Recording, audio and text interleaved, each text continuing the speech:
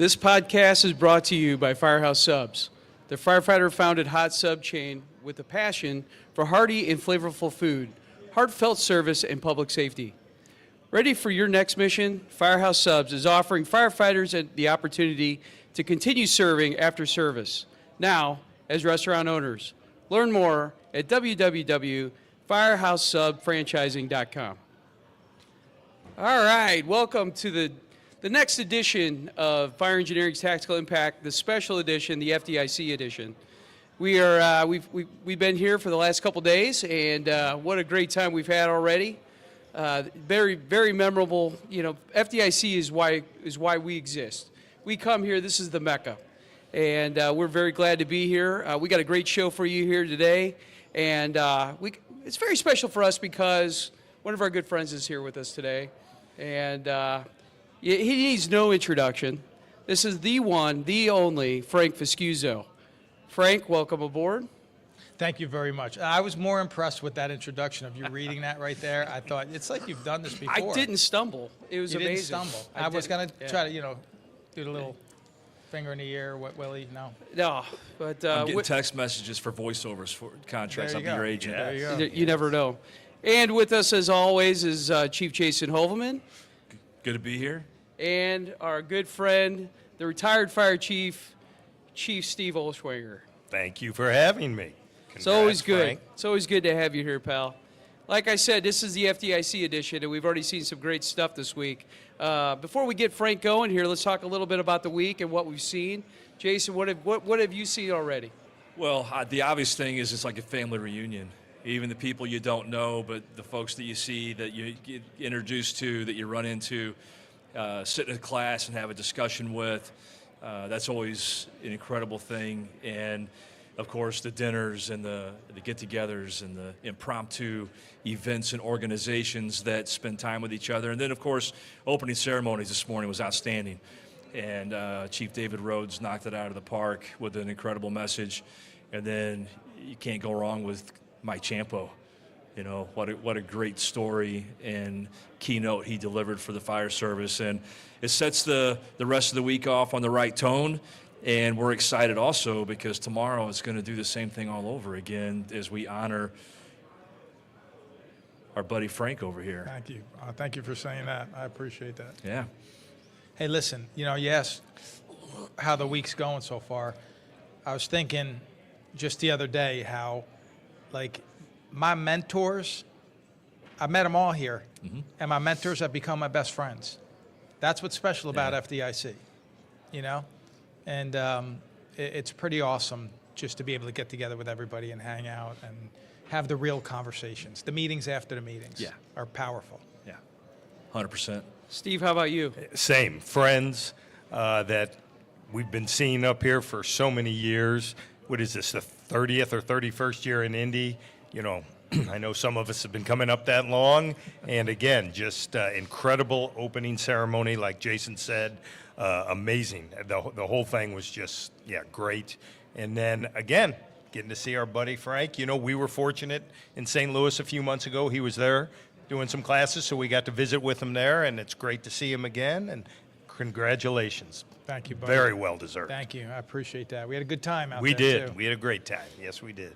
So I'm going to reiterate what Jason said. Opening today was just phenomenal. David's message was right on with the whole safety message, but we still have a mission, and it really resonates, especially in the fire service today. And he really hit it. And then of course Champ. We just love Champ, and Champ's just been a staple here. I know I've taken classes from him back forever ago, but Champ has been a staple here at the FDIC, and he's just one of those guys. It's our guy. He is definitely the guy we love. And we're just so glad that he looks so great right now from what he's been through. And, we're just very blessed that he's turned a corner here. But anyway, so last year at our FDIC edition, we were very fortunate to have a special guest as well. We started this tradition of having the George D. Post Instructor of the Year, which last year was our good friend, Bill Gustin, who, we're going to really honor tomorrow night. And it's going to be tough. Yeah. I know it's really tough for you, Jason. You were really close. You went down to Miami, and you went to his memorial. We had our last show, our last episode. We memorialized Bill, and it was very special for us. But we were very, very lucky to have him on, and I still remember that talk here last year. And all he wanted to do was improve.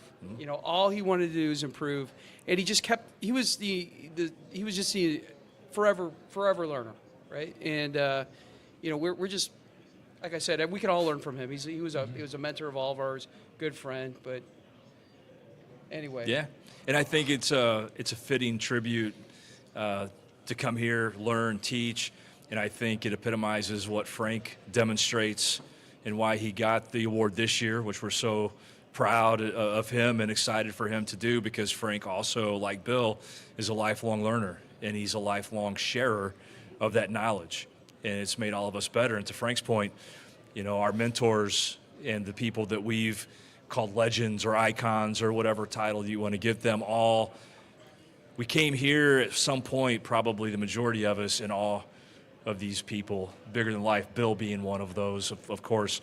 And then once you get to meet them and they're all friends, and then behind the scenes what we talk about is baseball, lacrosse, cheerleading, You ever hear that saying, vacations. Is something in terms of you never want to meet your heroes? Yeah, Well, that's opposite here. 100%. You do here. 100%. Yeah.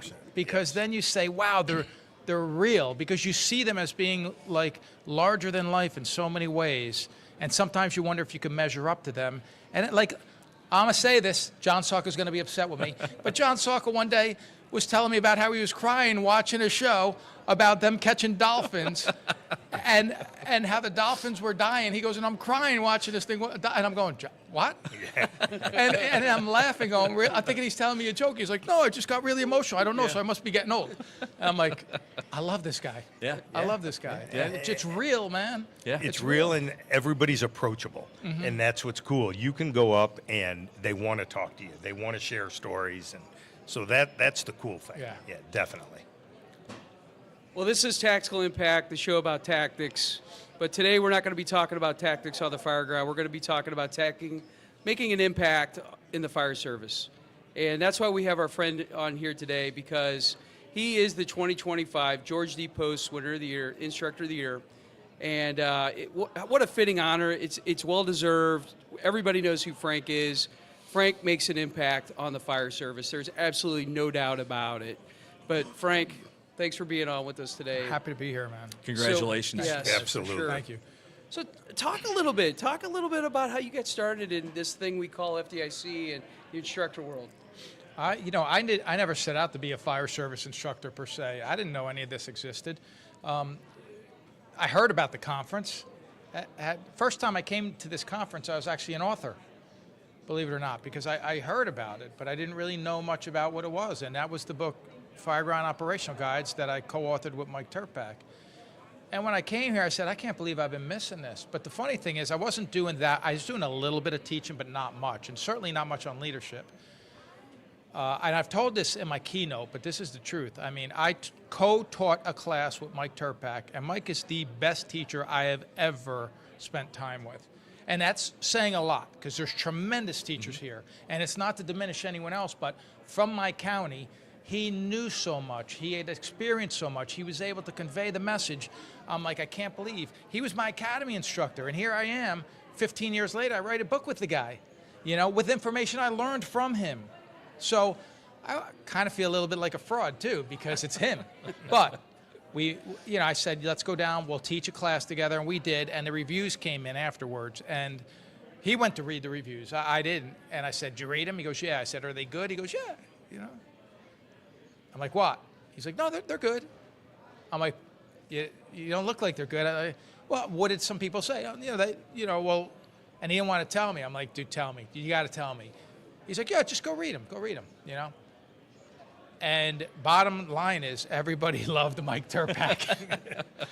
Everybody loved Mike Turpak. And one guy's like, Mike, we'll take any class that you ever teach. It was amazing, but who's this guy that you're teaching with, And I'm like, oh, man. And 2 of those reviews were so bad, it is no joke.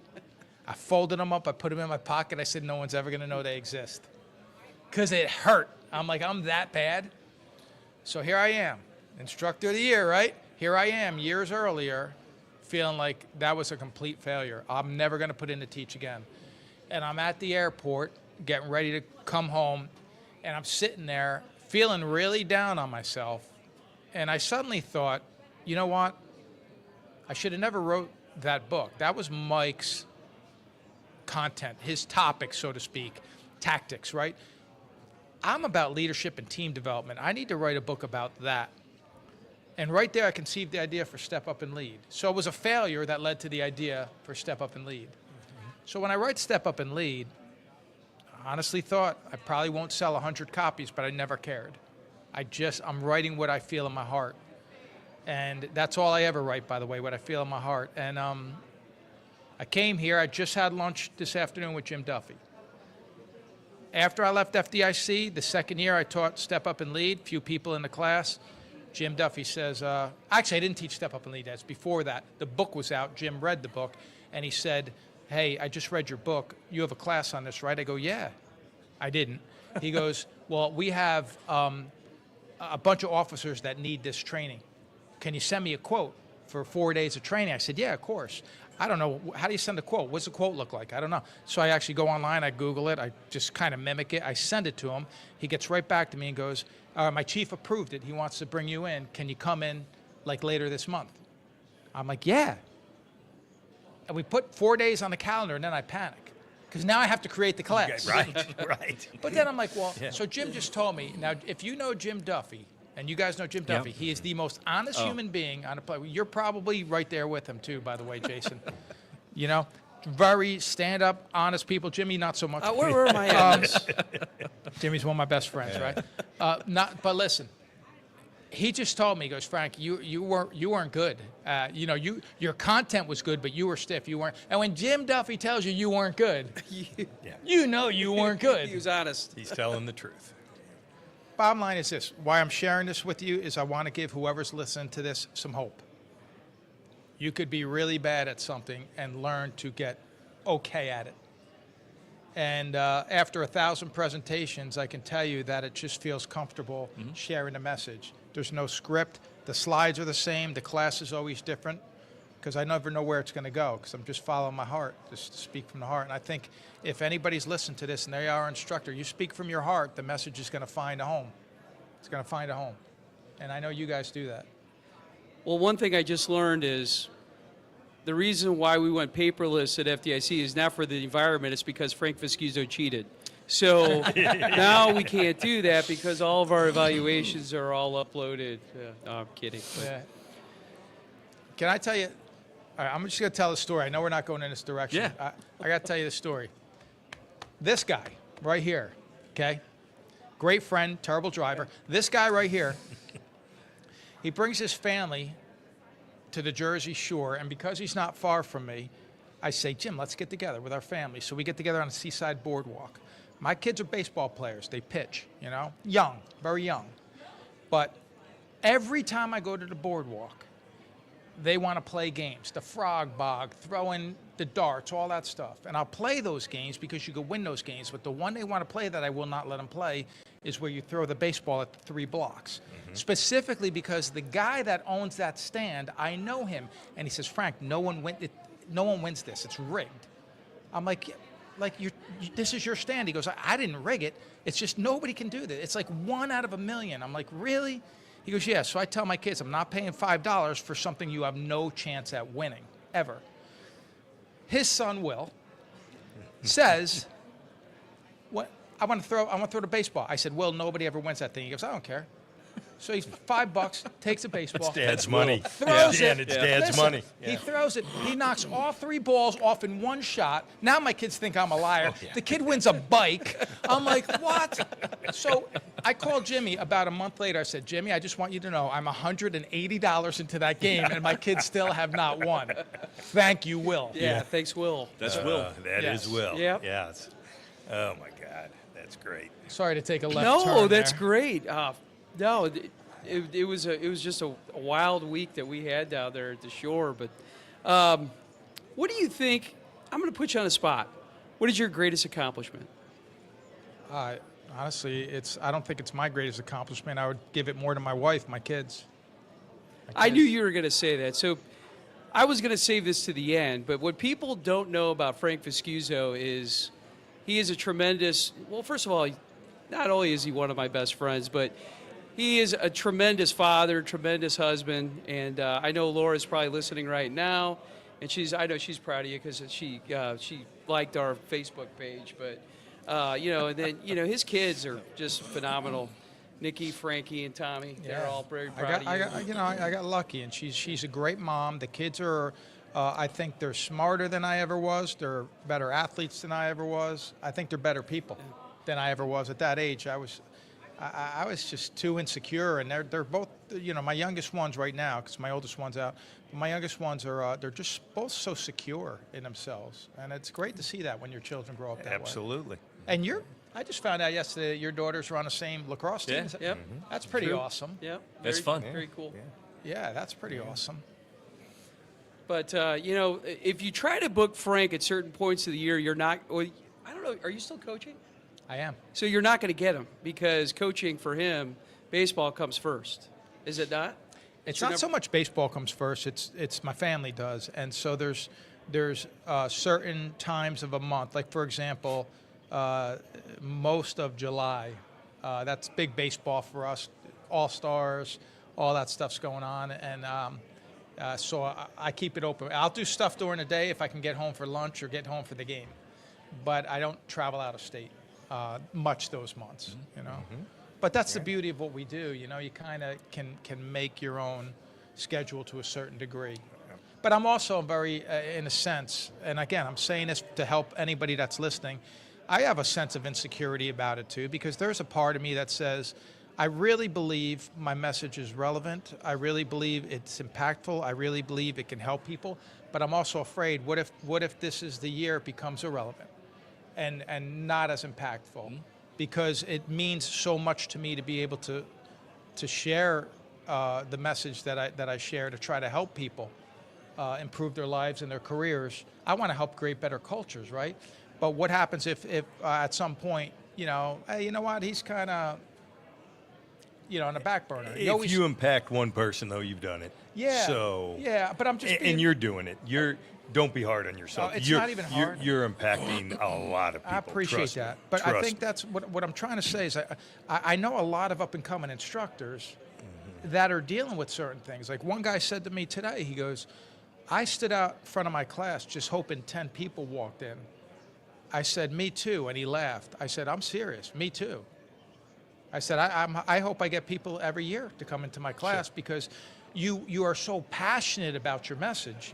You want to deliver the message, but at the same time, you never know. But you just have. But I'm also at peace with saying if 6 people show up, that's the 6 I needed to speak to that day. There you go. And that's it, for whatever reason. Absolutely. Whatever I think reason. people don't recognize, and we can kind of pull the curtain back a little bit, but just about every instructor here, you, me, Jimmy, if you watch them and you pay attention and you talk to them, we've all got that insecurity. Yeah. And we'll be working on that class that we've taught dozens of times up to this till as last minute that we possibly can. I put in 3 new slides this morning because we're so worried about making it good. Yep. And trying to have that impact, if you will, and because of you second guess yourself sometimes, and those are some of the lessons But if that you you guys see. weren't good, you wouldn't be here. Yeah. You know what I mean? There's a reason you're back every year. I guess the doing what you message do, is so. for all the people coming up that insecurity is normal, that Yeah, fear it's is normal. normal, Yep. that no matter how far you go in this business as an instructor, whether it's here or local or regional, that healthy fear of not being able to project that information and that knowledge is always there. Yeah. It never goes away. Right. It might ebb and flow here and there, but it's always there, right? Right.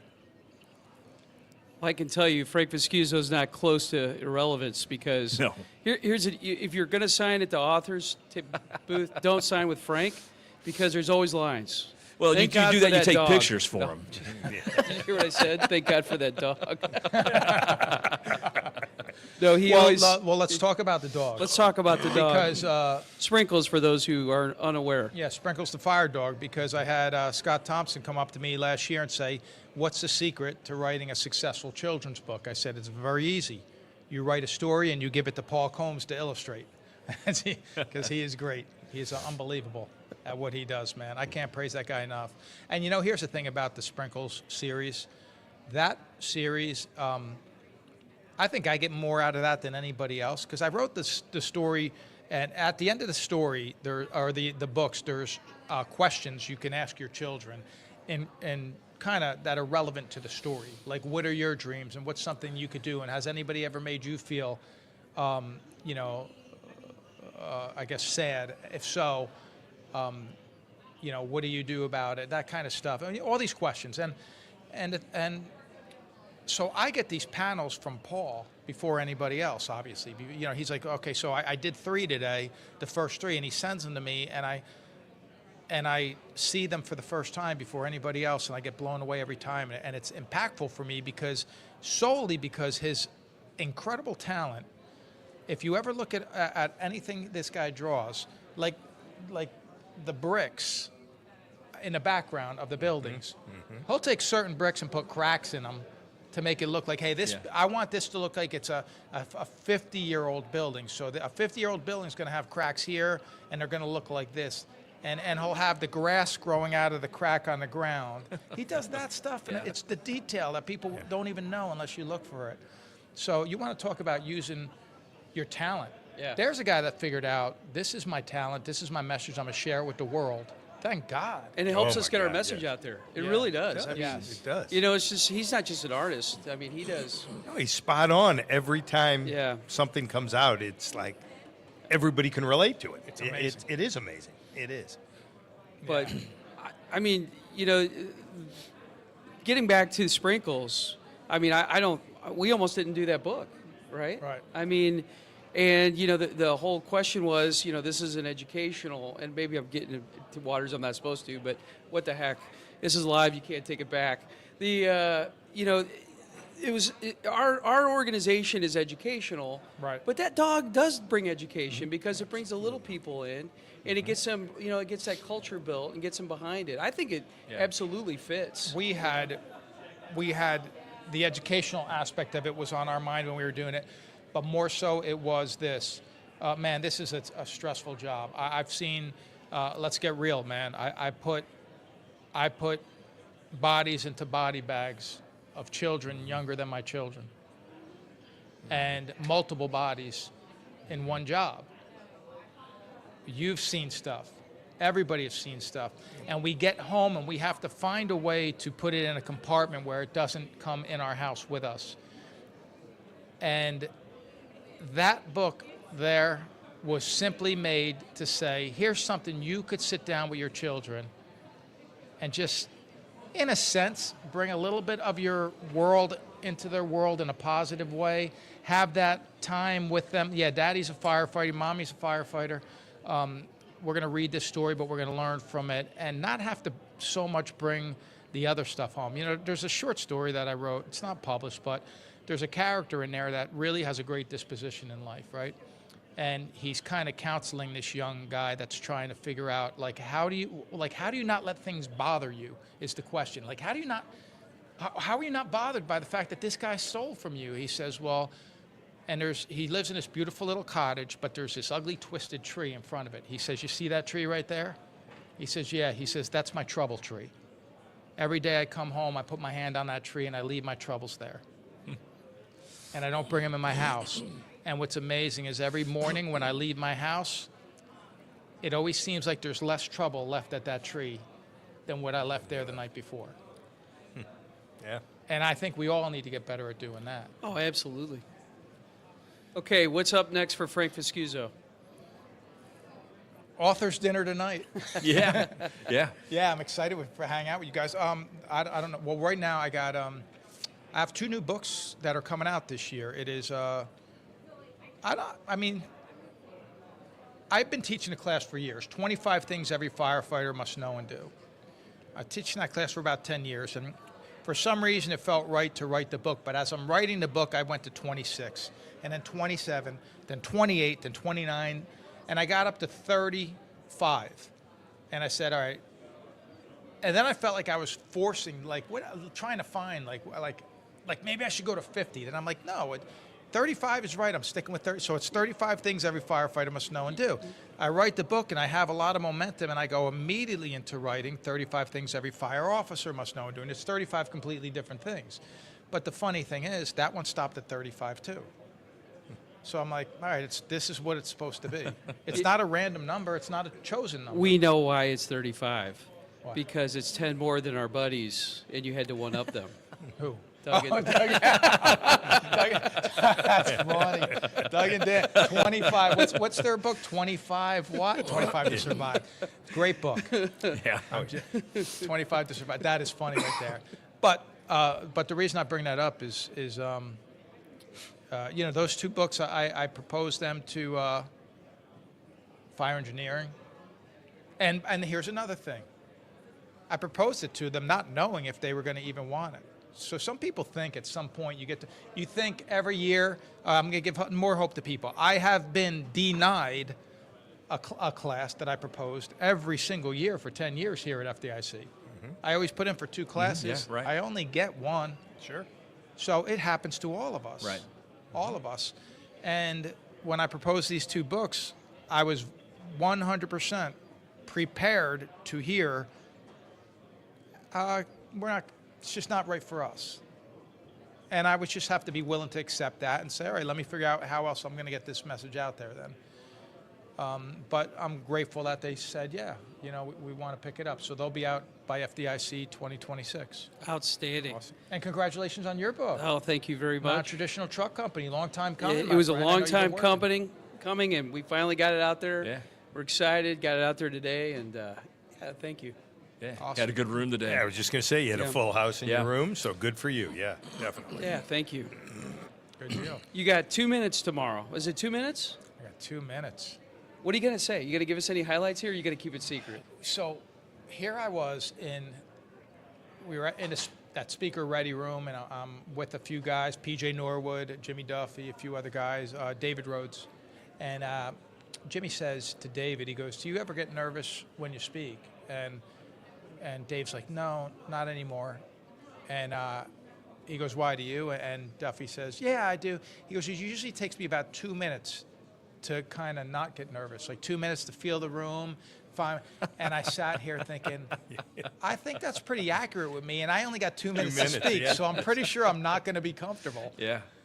2 minutes is not enough to say something that I would feel compelled to say, because there's so much I want to say, but it's not a keynote, and that's not a place to do that. It's just I'm hoping that I can say a word or something to the instructors in the room, because that's what it's about, to try to give them some encouragement. I mean, listen, one of the things I've been thinking is when you choose to become an instructor, you're choosing to expose yourself. Oh, yeah. And when you expose yourself, there's a chance you're going to get some criticism. It comes with the territory. The hard part is sometimes that criticism comes from your own organization or people that you thought were going to support you. I think it's real important as instructors that remember, it's not us against the critics. It's not us against them. It's not us against each other. It's us against complacency. It's always been us against complacency. So we may have a different message. We may have a different delivery. We may have a different path. But at the same time, we're all in this together. And I think it's really important that the instructors support each other on that aspect and give good advice to people. Because there's some people out there that are giving dangerous advice. And I don't, maybe to build their brand, but they're giving dangerous advice, and it concerns me because you asked what my proudest accomplishment was, and it was my children. You know what my second one was? Fire department related, my proudest accomplishment? Nobody got hurt. That's a big one. Yeah. Nobody got hurt. Absolutely. Yeah. Absolutely. Minor ankle twist, something like that Right. here and there. Sure. No serious injuries. So I wrote in Step Up and Lead that when I retired I wanted to make sure that basically I did everything in my power to make sure that everybody got home safely. And you can do everything right and things can still go wrong. A lot of great friends of mine lost lives, fires that they were in command of. They did nothing wrong. Right. So that can happen, I know that. But I read one time where Lasky wrote, you know, if I can basically, at the end of our career, people basically get out healthy with 2 good knees, a good back, and good lungs. I'm like, well, that's even better, right? Wear your Scott pack, you know? Yeah. I had a conversation one time with one of my officers. I go in after every fire, I go on my meter. I check the CO levels. And that meter just went off immediately as soon as I walked in. So the CO levels are pretty high. And this is a problem. So I tell everybody I want you on air when you're pulling ceilings and checking for extension. The fire's out, but I want you on air.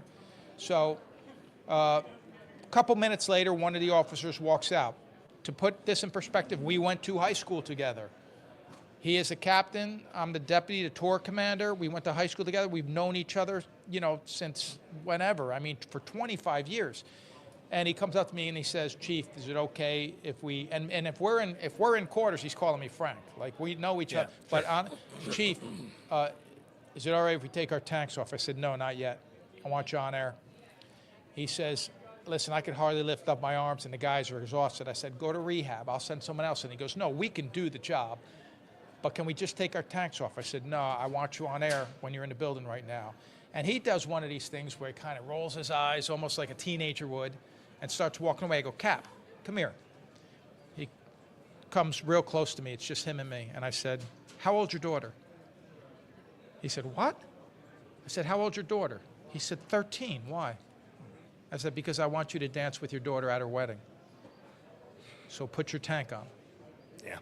Yeah. Right? Yeah, absolutely. And he said, "I got it." But here's the point. Tell people why. Right. Right. Right. But he's at that age, like some of us, that we didn't do it back in the day. No. You know, No, it man. was, who needs a mask, you know, and you're tough and blah, blah, blah. My But father yeah. tells me the greatest invention in the fire service, the SCBA, because he was on a job when they were just coming out. You Yep. know? Yeah. I mean, Yep. legitimately. You Probably know, can count on one hand how many times he used it. Yeah. When I first got on the job, we just got out of riding off the back of the apparatus. We still had to pull up boots. Yep, me First too. fire went into, I forgot to pull them up, by the way. Yep, And I'm rolling, you know, so my knees are wet and hot. Oh, Like, yeah. what's Oh, going yeah. on here? Oh, yeah. Yeah. And no hoods. We didn't have hoods when yeah, I so hoods started. came Yeah, later. Right. Right. Yeah, it's. Okay, what advice does Frank Viscuso have for the new generation? Both just fire service in general and for anybody who's wanting to get into the fire instructing. First and foremost, it's okay to think outside the box, but please learn what's in the box. Right. Yeah.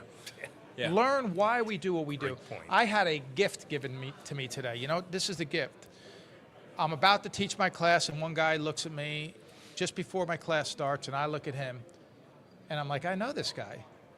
And he goes, "How you doing?" I said, "Good. How are you?" And then, boom, it hits me. It's Lathy Workus. He's a guy I wrote about my very first book. And he is a guy that survived the flashover. And he has a remarkable story. He had a Nomex sweatshirt before anybody even was wearing Nomex hoods. He bought it with his own money. He had pull-up bunker pants when everybody still had roll-up boots because he paid for it out of his own money. And when he went in to do a search in a building with no hose line, the fire's rolling across the ceiling, but he's told somebody's in that room. He goes in that room to search. His partner couldn't get in the room because his partner didn't have the protection. It was too hot. But he got in the room because he had the right protection. And as he's doing a search, the room flashes over because someone on the outside throughout, because they weren't coordinating, takes out the windows. Sure. The room flashes over. He tries to get out. The closet door's shut. He thinks that's the door to get into the hall, but it's the closet. He goes and he dives between two windows because he knows there's a window there, falls right on the ground, misses the window, and he's lying there. It burns off his gloves. The fire burns off his gloves. He could see nothing but orange glow in his mask, and he's saying, "I can't believe I'm going to die here. This is it." And all of a sudden, he sees like this tube of fire moving in a direction above him. It just kind of starts moving in a direction, and he has the presence of mind to think, it has to be venting. Right. It has to be venting. So he stands up and dives into the fire and falls out the window on the other side. He says, I've never seen bigger blue eyes in my life than the firefighter when I jumped out, because he didn't know anybody was in there. But he tells a second part of that story. Now, here's the thing. When I write this book, first book I ever wrote, by the way, but when I write this book, I'm sitting down with a guy who is far more intelligent, a better firefighter than I will ever be, more courageous, more decorated. In other words, this is the guy you want in your foxhole. He's got the reputation. And I'm thinking, I'm going to tell his story, but I'm not on the same level as this guy, and I'm well aware of that. But as he's telling me the story, he talks about how he went to the burn center and went through all these procedures and all these operations, and then ended up coming back as a dispatcher, wanted to be a firefighter, so eventually came back. Now here he is. First fire comes in. He's walking into the building, and he stops. And he says, I can't do it. I can't go back in. But his captain puts his hands on his shoulders behind him and starts edging him towards the door, saying, you're going to be fine. I'm right here with you, one step at a time. You're good. He went through his first fire, went on to become later on a deputy chief, he comes down here, he teaches, extremely knowledgeable, tremendous human being. Point is, when he told me that story, I said, oh my God, you doubted yourself? I'm looking at this guy the way we'll look at a Navy SEAL, right? Yeah. Right. Listen, I had the privilege to sit down in Marcus Luttrell's house with him and talk to him about what it was like, how SEALs train. And he's telling me stories to make me realize they're humans just like us. When you think these guys are ready for anything, he's sitting there saying, hey, you know what? Things are going to happen we're not ready for. And think about Sully landing a plane on the Hudson River. Ask him if he ever trained for that. He never did. No. He trained to land a plane on water? No, he trained to remain calm when things go wrong. That's what I look at when I come here. That's the kind of inspiration I'm looking for, by the way. I want to know that there's other people that are flawed but have figured this thing out. Jason, you know how I feel about you, Jimmy. So first of all, let me just tell you, I love Jimmy. I'm a little nervous. No, I love Jimmy. I love Jimmy. This is a brother. This is a true brother, man. And my wife knows that I'm sitting here with you, and she doesn't mind me sitting with you. She doesn't want me drinking with you and driving with you. And I don't mean drinking and driving. I mean me drinking, me driving. Jason, That's why I picked you up in St. Louis. You're great. Yeah, Listen, thank you. Listen. I'm the guy that I will get a beer when I go to the Fool's Bash, and I'll hold the same beer for 3 hours to try to make myself look cool. It'll be warm, and I'll sip this warm thing, and I'm such a lightweight. You just call me anytime you come in town. I got you. Yeah, we're not going to let him come. I've said this about Jason before. You make me want to be a better person. You do, and part of the reason is just the way you compose yourself. I see a guy who, first of all, this is a guy who sent out an evaluation to his department to evaluate him. What chief do you know does that? Not this one. Oh, I know. I'm kidding. But when he's telling me that, and sometimes Jason will call me, he's like, hey, I could use some advice. I got something going on. I'm wondering if and I'm sitting there thinking, Jason's asking me for advice. I think you're perfectly capable of making better decisions than me. When this guy promotes a book, I'm buying the book, and I just bought Upstream, by the way. You promoted that. Oh, Chris. I didn't start it yet. No, yeah, I got Brad, who wrote that book, was great. Yeah. Yeah. Yeah, I'm looking forward to diving into it. But the point is, like, we can all see things from other people and take, you want to develop yourself into a better version of yourself, take certain things from other people and say, I like the way Jimmy Silvernail does this, and I need to do this a little bit better, so I'm going to take a page out of his book. Or I like the way that Ray McCormick does this, or that David does this, or Billy, or Brian, or Susan. And just implement some of the tactics that they use. Being a coach, a baseball coach, I can tell you this. I try to teach my kids certain things, and every now and then I'll say, try this pitch, and I'll show them a new pitch. Some kids throw it, and they land it the first 4 or 5 times. They're like, I love it. Other kids will not land it the first 4 times. I don't like the grip. I don't like the grip. And they don't want to give it anymore. 4 times is not enough. But if you don't like the grip, I'm okay. Let's find a different pitch for you, though. My wife just called me yesterday. She goes, you know what? Nikki just threw a pitch several times in yesterday's game. It was amazing. I don't even know what pitch it is. I said, well, I know I didn't teach it to him. He probably learned it on YouTube. Yeah. That's where they learn stuff. That's it. But everybody's going to find something that they do really well and just go out and be the best you. Be the best you, man. We don't need carbon copies in the fire service, but we do need passion. But that's a good story too. The fact that we have all failed. I mean, we have all had major failures, and the key is bouncing back from those failures. I mean, you've said it a lot. We've all been turned down here at this conference, but you just keep coming back, and eventually you're going to find your niche. You're going to find your foothold here, and if you're lucky enough, you keep coming back. But Yeah.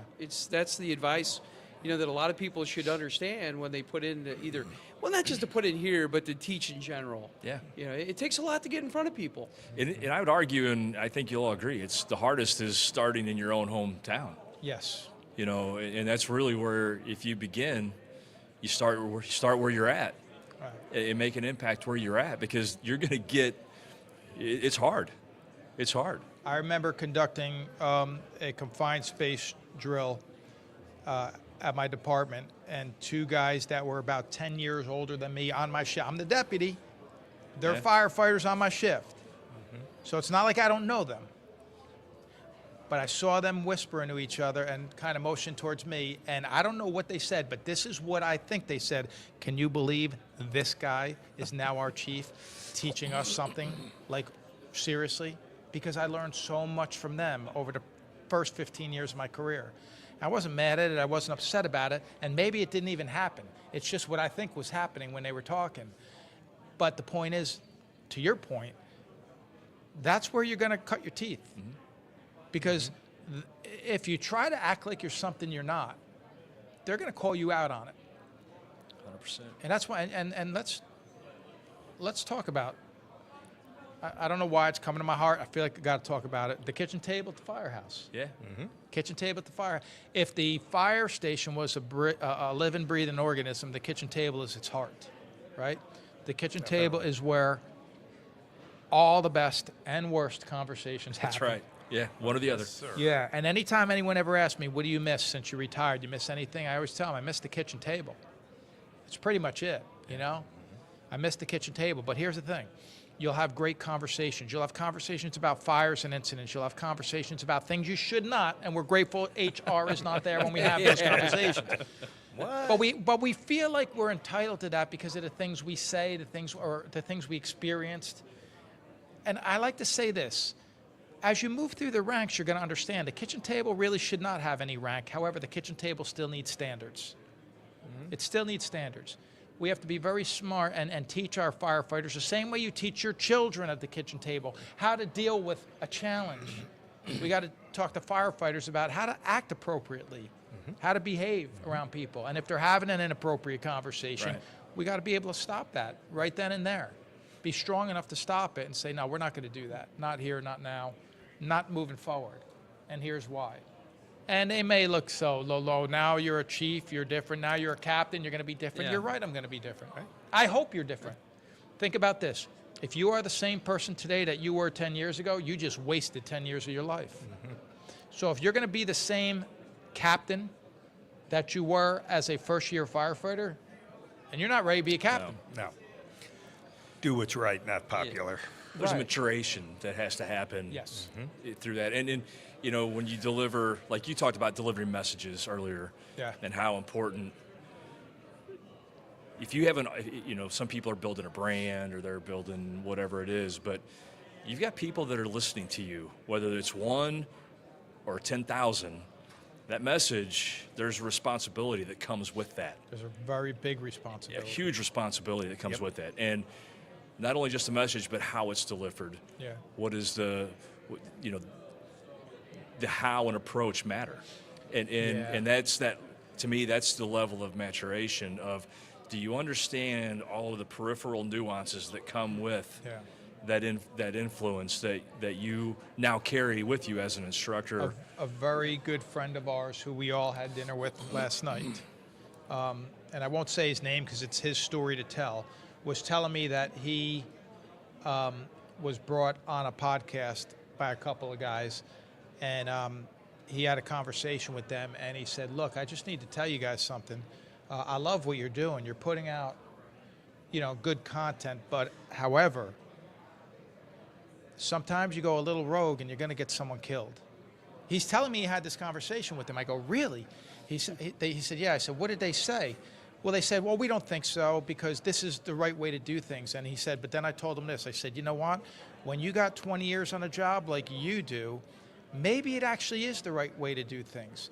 But the new firefighter, if they try to do it your way without your knowledge, your skill, your ability, your situational awareness, they're not going to see the bad things happening before they happen the way you do. Right. So they might just keep going. And he said the conversation made them say, I never really looked at it that way. He's like, keep going with spreading a message, but be careful.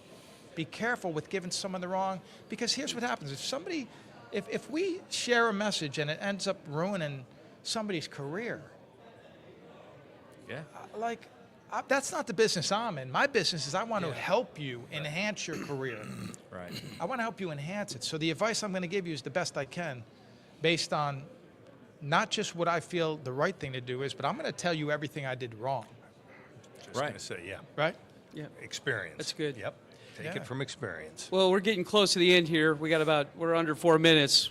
Time for some final shout-outs. I wanted to put a real quick shout-out and a thank you to the International Society of Fire Service Instructors, an organization which Jason and I were both board members on a long time ago, but we're still a part of it. But they made a wise decision in giving this award to our good friend, Frank. But that's what I wanted to part with today. 100%. Can I say something? Okay, so because I'd rather spend a minute. We talked about Bill Guston. Yeah. I want to spend 1 minute talking about it. I'm going to get emotional. I'm going to try not to. I got a call last year, and someone at ISFSI said, hey, we just want you to know that you were submitted, for the Instructor of the Year, but Bill Guston's getting it. I said, okay. They said, well, yeah, we just thought, what you did. I said, hold on, back up. You don't have to say it. Bill Guston deserves this way more than I do.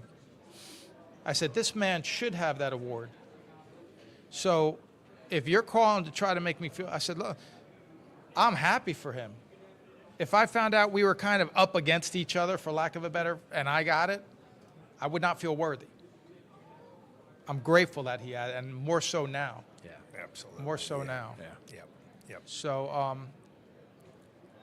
But you definitely deserve it. It's an honor, and it's an honor for me to sit here next to you and congratulate you. So, it's well deserved, brother. I appreciate you saying that, my man. Definitely. Take us home, brother.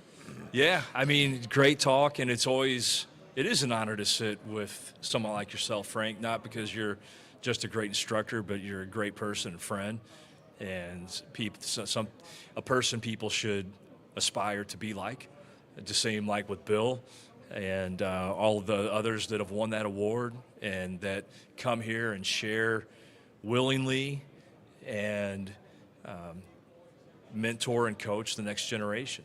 And we need people that are sharing the right messages, giving the right material, which the people here do. And the future of the fire service is going to be complex and complicated. And they need the messages that you get here at FDIC. And we're thankful for Fire Engineering Radio, Clarion, FDIC, David Rose, Diane, everybody behind the scenes that allows us to come and share and be a part of this big family that is literally a family.